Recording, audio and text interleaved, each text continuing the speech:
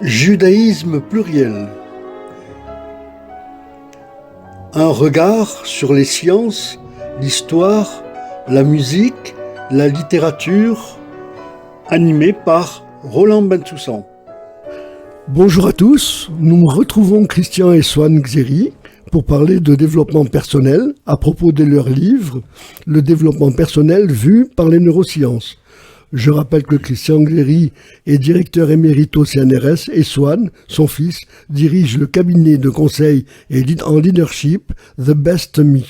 Et il est aussi conférencier. Nous avons conclu la précédente émission en expliquant que ce livre proposait des pistes pour convaincre le lecteur que le changement est possible et à tout moment. Nous parlerons donc de ce cheminement. On y trouve dans les pages une vision réaliste fondée sur la connaissance scientifique les plus récentes. Le cerveau est au cœur du développement personnel. Il faut mettre son cerveau en chantier en exploitant son potentiel de plasticité. Christian, tu as déjà parlé pas mal de la plasticité, mais mettre en chantier son cerveau, qu'est-ce qu'on peut en dire ?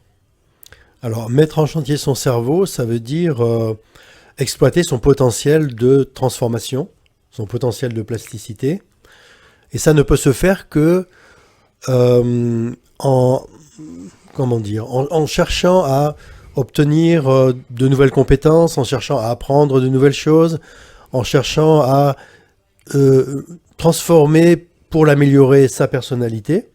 C'est-à-dire qu'on est toujours dans une dynamique de transformation. C'est ça le chantier. Mmh. Et par définition, c'est un chantier, il se termine, mais là, on parle d'un chantier qui en fait ne se termine pas vraiment, puisqu'on est toujours quelque part en construction. Oui. Mais c'est aussi un chantier où il y a de la déconstruction. On l'a déjà évoqué. Oui. Ça veut dire qu'il faut effectivement se débarrasser des choses qui nous encombrent, qui sont peut-être mal structurées, qui nous construisent d'une façon qui n'est pas épanouissante. Il faut travailler sur ces fondations, bien les consolider pour ensuite construire quelque chose de plus solide, de plus intéressant, qui nous permette justement de nous améliorer, de progresser. Le cerveau en chantier, c'est la condition même du progrès, c'est-à-dire que le moteur du changement, c'est la plasticité. Une fois qu'on en est conscient, on ne peut pas simplement, s'asseoir un petit peu sur ses lauriers, entre guillemets.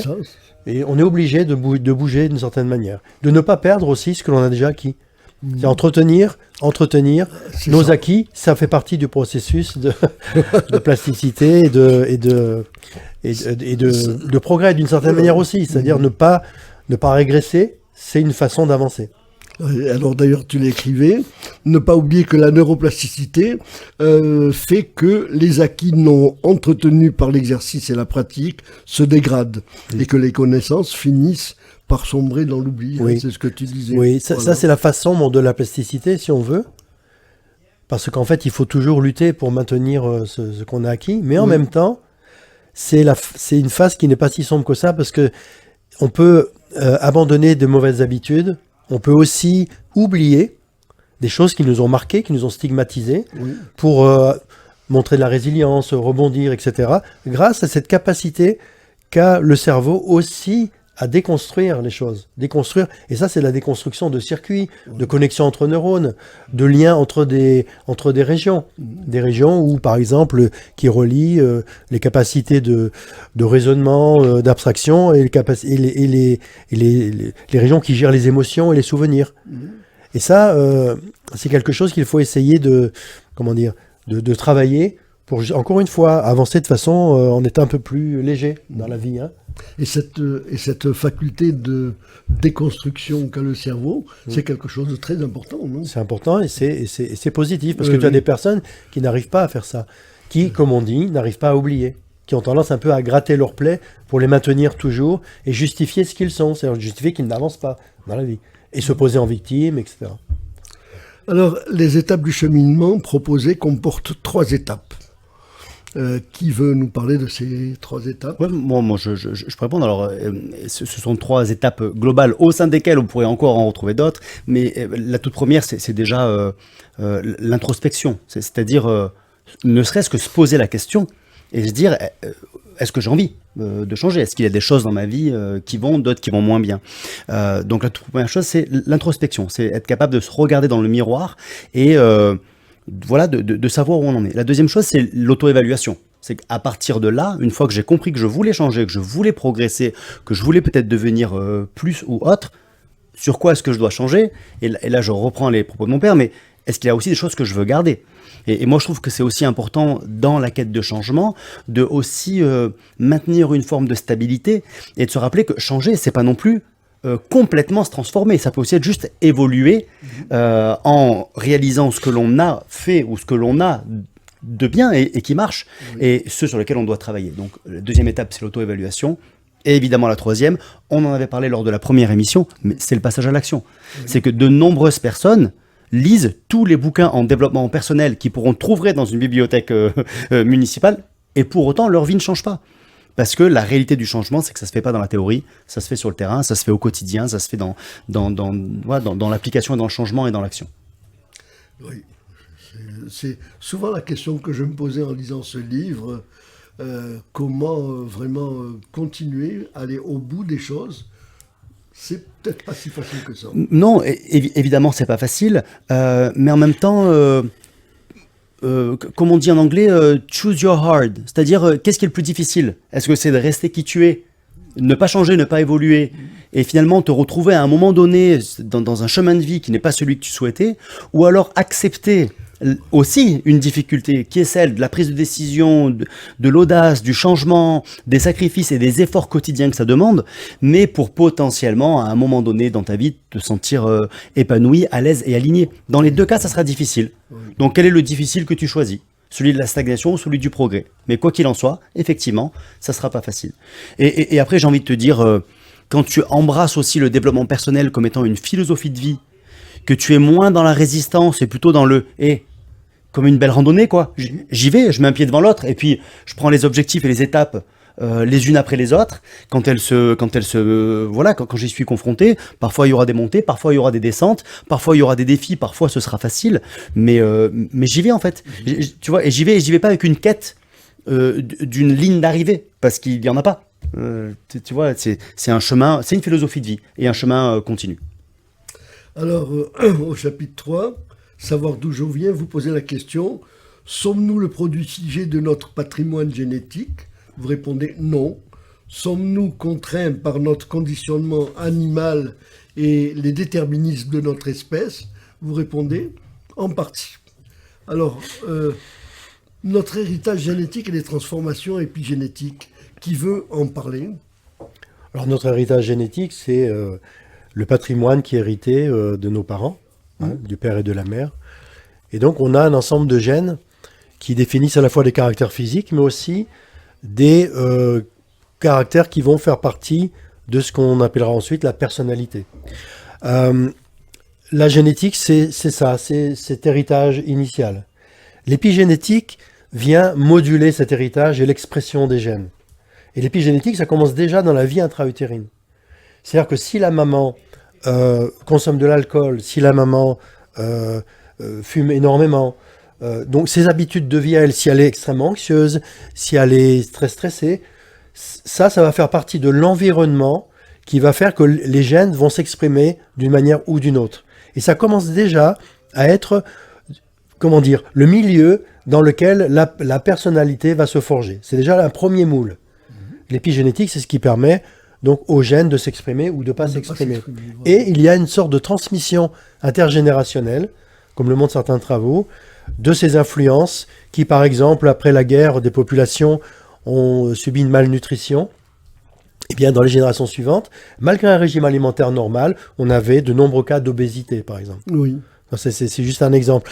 Il y a aussi la dépression qui peut être déjà accentuée chez certaines personnes dont les parents ont eux-mêmes vécu des événements traumatisants, des événements très anxiogènes, voire des traumatismes très très forts qui ont influencé l'expression des gènes. Donc déjà dès les premières étapes de la formation du bébé, puis ensuite évidemment l'environnement socioculturel, l'éducation font que les traits de personnalité qui peuvent être déjà potentiellement définis par la génétique, par le patrimoine génétique, vont s'exprimer ou pas. Donc voilà. Et ça, il y a pas mal de travaux qui ont été effectués chez des jumeaux homozygotes, c'est-à-dire qui avaient exactement le même, des vrais jumeaux, donc le même patrimoine génétique, qui ont montré que, étant exposés à des milieux socioculturels très différents, eh bien, les personnalités ont évolué de manière extrêmement différente. Alors, à côté de l'héritage génétique et puis épigénétique, on peut se poser aussi la question de l'héritage socio-culturel et de son poids. Qu'est-ce que nous transmettons? Est-ce que nos enfants sont le reflet de notre propre héritage? Je cite, je ne suis pas toujours responsable de ce que je reçois, mais je suis responsable de mes décisions et de ce que je transmets.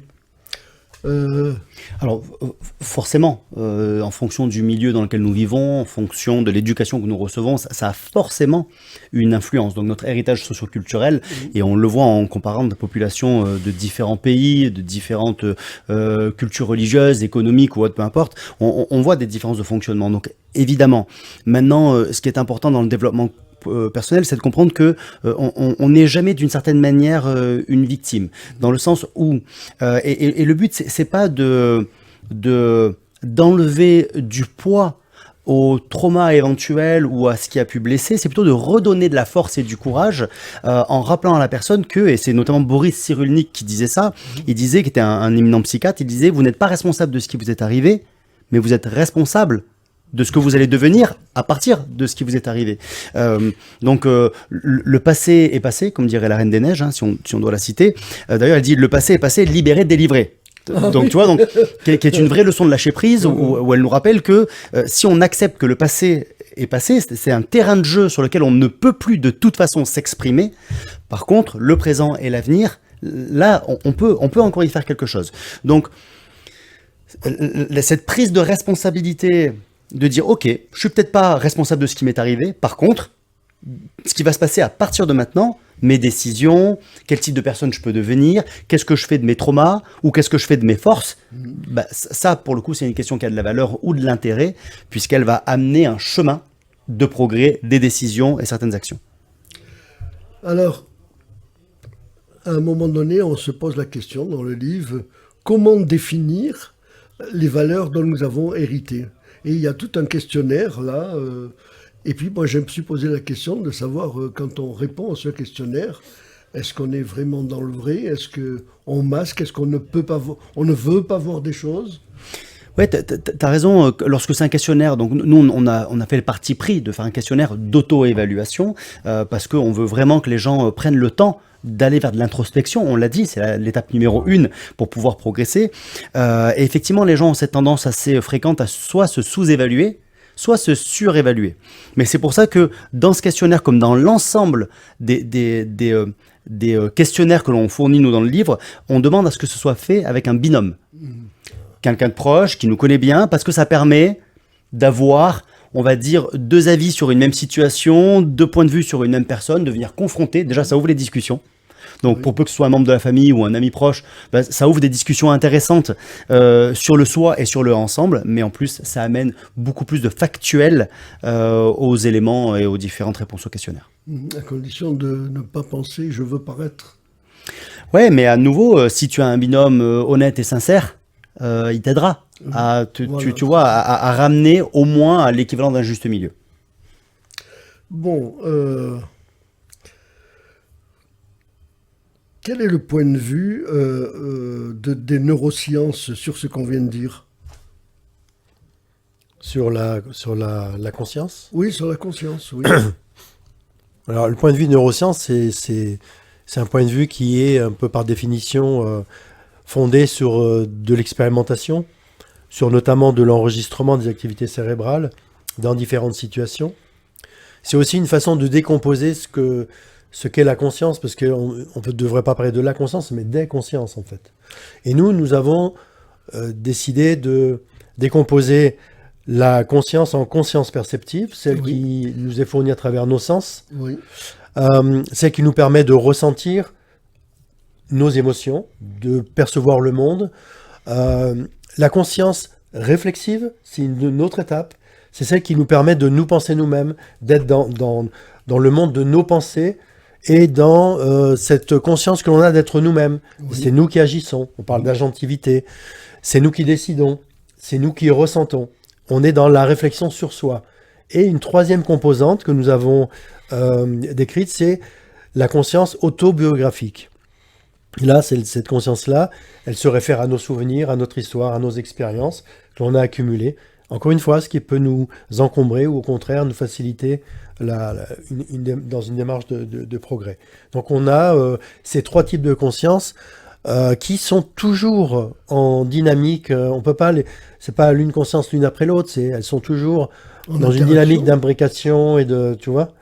Et puis il y a des formes de conscience qu'on n'a pas souhaité discuter, conscience morale, conscience philosophique. Tu vois, il y a des niveaux de conscience plus subtils, on va dire, plus complexes que nous n'avons pas choisi. C'était un peu en décalage par rapport à la perspective de l'objet. Oui, tout à fait. Rien à ajouter? Non. Après, peut-être une chose quand même à dire sur les états de conscience. En fait, ils sont souvent liés à des rythmes, des oscillations dans le cerveau. C'est-à-dire des populations de neurones qui vont osciller simultanément. Ça crée des rythmes. Si on enregistre l'activité de ces rythmes avec un électroencéphalogramme, par exemple, eh bien, on va voir que pour des fréquences basses de pulsation jusqu'à des fréquences élevées, on a des niveaux d'attention, de vigilance qui sont très différents. Donc des niveaux de conscience qui sont différents aussi. Ah, oui. Par exemple, le rythme θ, c'est un rythme très faible, de quelques hertz, quelques oscillations par seconde. On est dans un état presque endormi, si tu veux. Ensuite, on a un rythme alpha, un peu plus élevé en fréquence, où là, on est éveillé, mais c'est un éveil calme. La fréquence augmente et ça devient le rythme bêta, où on est beaucoup plus actif. On est engagé dans une forme de vigilance. Ensuite, le rythme gamma, où on monte à 40 Hz. Et là, ça veut dire qu'on est très, très impliqué dans... on fait un calcul mental, par exemple, on est impliqué dans une réflexion approfondie et intense. Et ça, c'est la signature électrophysiologique de nos états de conscience. Mais donc, c'est une constatation par rapport à la fréquence, notre état de conscience. D'où vient l'origine de ces pulsations? Ces pulsations, elles sont liées à l'activité des neurones qui déchargent, mais qui sont liées entre eux par des fibres, des axones, qui les relient. Et donc, ils sont solidaires les uns des autres. Ils se mettent à pulser simultanément parce qu'ils sont reliés anatomiquement. Et il y a l'exemple, donc une des théories sur la conscience, c'est l'espace global de travail neuronal, de Dehaene, Changeux et Nakache. J'ai pas trop compris. En fait, c'est relativement complexe, mais il y a une chose qui est intéressante, c'est qu'ils disent qu'en fait, ne serait-ce que par exemple le sens de la vision, quand on contemple un tableau, il y a des modules dans les régions du cerveau, des régions qui traitent des informations visuelles, des modules qui vont analyser la couleur, d'autres la forme, d'autres l'agencement spatial des objets. Oui.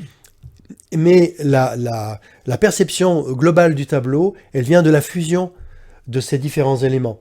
Y compris d'ailleurs le plaisir esthétique qu'on peut en éprouver, le renvoi aux émotions, à des aspects culturels, à des aspects émotionnels. Cette fusion-là, justement, elle est rendue possible parce que ces différentes zones qui traitent des aspects différents sont toutes en interaction et sont synchronisées. Voilà, ça c'est à travers cette... Mais on peut le multiplier pour tous les sens, l'audition, le toucher, la vision, quand tout ça agit simultanément. Ce sont des rythmes qui font que la communication dans le cerveau se fait, l'information est traitée en même temps. Et on a ce qu'on appelle, nous, un liage perceptif qui fait qu'on a ce sentiment global des choses. Oui, et justement, je me posais la question, je crois que c'est un petit peu plus loin, mais c'est pas grave, de l'émergence justement de cette conscience-là. C'est un peu ce que tu viens de dire, c'est les interactions entre les différents neurones qui font que... C'est ça? Oui, bien sûr. Il y a une sorte de maillage neuronal qui fait que les réseaux sont déjà bien constitués. Et un point d'entrée dans un réseau peut faire mettre l'ensemble du réseau. Par exemple, le fait de voir un aspect du tableau qu'on connaît va pouvoir faire travailler, réactiver l'ensemble du réseau qui fait qu'on va avoir une reconnaissance du tableau, qu'on va avoir un éveil, un réveil des sensations du plaisir esthétique, par exemple, ou de la capacité à analyser, on va dire culturellement, les propriétés du tableau, etc. Bon, j'ai bien compris maintenant. Voilà. Bon, alors on continue. Je vais poser la question, est-ce que la méditation est un moyen d'améliorer la conscience? Oui, la méditation est un moyen d'améliorer la conscience. La méditation, c'est pas quelque chose qui est un processus passif, en fait. La méditation, c'est une vigilance très élevée, en fait, sur à la fois les ressentis du corps, ça peut être la respiration, ça peut être scanner mentalement les différentes parties du corps, c'est dans un état de vigilance. Mais si on prend la méditation de pleine conscience, c'est de la vigilance, mais où les pensées ne s'arrêtent pas. On ne veut pas faire de la rumination, on laisse filer les pensées, on les a identifiées, mais elles partent un peu comme des feuilles sur un cours d'eau devant soi. C'est une sorte de mouvance, mais la conscience est bien présente. Elle peut dériver, et on parle d'un réseau cérébral par défaut, qui est le réseau du vagabondage mental, mais après il y a un recentrage de la conscience, et de l'attention, et un maintien de cette attention. Et c'est ça la méditation, c'est une attention maintenue. C'est pas une attention qui dérive n'importe où. Ok, d'accord. Est-ce que le cerveau est modifié par justement la méditation? Oui, il y a des études qui montrent que 30 minutes de méditation pendant 2 mois, par exemple, 30 minutes par jour pendant 2 mois, vont transformer des états d'anxiété, des états dépressifs, et ces transformations psychologiques, des traits psychologiques, on peut les appréhender en imagerie cérébrale. On voit par exemple qu'une structure comme l'amygdale, qui est le siège d'émotions extrêmement primaires, la peur, l'anxiété, la colère, etc., eh bien cette structure dans le cerveau régresse, elle diminue en volume. Et au contraire, les régions du cortex frontal qui contrôlent ces émotions, leur connexion, ces régions-là prennent de l'ampleur, elles deviennent plus importantes, et leur connexion se renforce. Le contrôle sur les émotions négatives est renforcé. Et on pourrait multiplier les exemples. C'est juste un exemple qui montre qu'en effet, la méditation, parce que c'est le cerveau, le travail mental fait circuler de l'information dans le cerveau. Il y a un travail intrinsèque du cerveau, n'est-ce pas? D'ailleurs, les sportifs le savent bien, parce que quand ils s'entraînent, ils font la simulation mentale, etc. Et ça améliore leur performance. Donc déjà, simuler, penser, le fait de penser active le cerveau, les circuits. Et penser positivement va transformer le cerveau, enfin ces circuits-là, et notamment dans le contrôle des émotions. Et voilà. Dans le rapport à l'anxiété, au doute, à l'incertitude. Tu parlais des sportifs, mais des artistes aussi. Bien entendu, tout à fait. Bon, notre personnage... Oui. Décidément, on va trop lentement. Ou alors on a trop de choses à dire. Alors, notre personnalité s'exprime à travers nos manières d'être, nos pensées, de ressentir. Mais que sait-on sur ce qui la détermine? Est-ce que c'est une question... Sur ce qui détermine notre personnalité. Notre personnalité.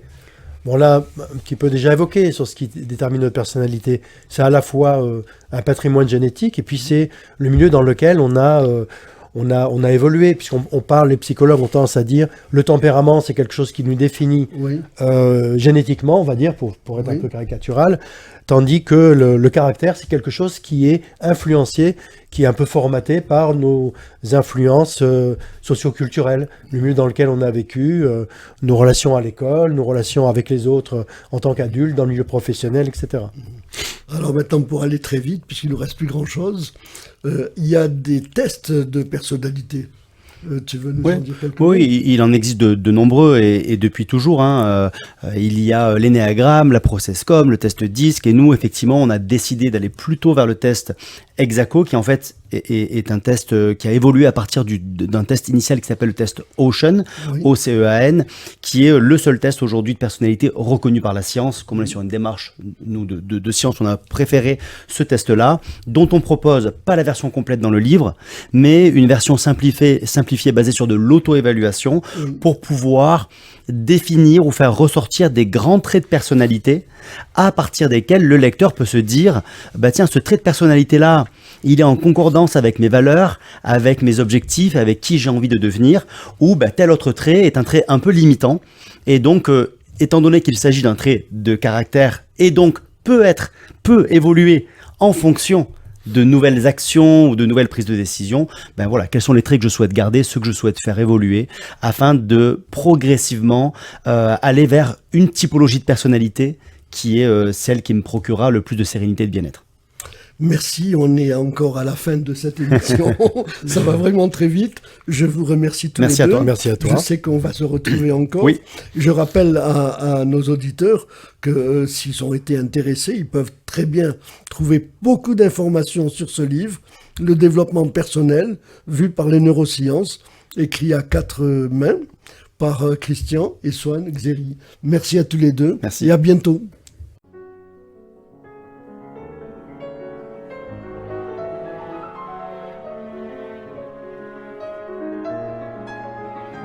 C'était Judaïsme pluriel. Alors à la semaine prochaine. Au revoir.